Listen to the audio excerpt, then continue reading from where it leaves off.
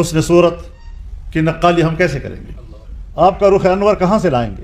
آپ کی جبین، روشن جبین کہاں سے لائیں گے؟ آپ کی بھویں ہم کہاں سے لائیں گے؟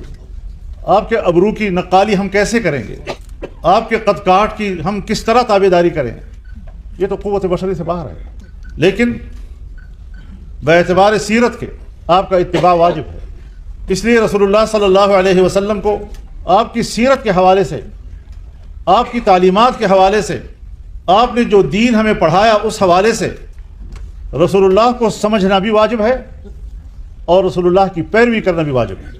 اس لیے جھگڑے نہ کیا کرو۔ باعتبار رسالت کے اگر وہ ہر جگہ موجود ہے تو کوئی مسئلہ نہیں بنتا، ان کو پہچاننا بھی تو ہے، نہیں ہوگا تو کیسے پہچانیں گے؟ ایک نور تھا جو کائنات میں چمکا اور کائنات کے ذرے ذرے کو آپ نے روشنی عطا کی۔ اس لیے اللہ تعالیٰ نے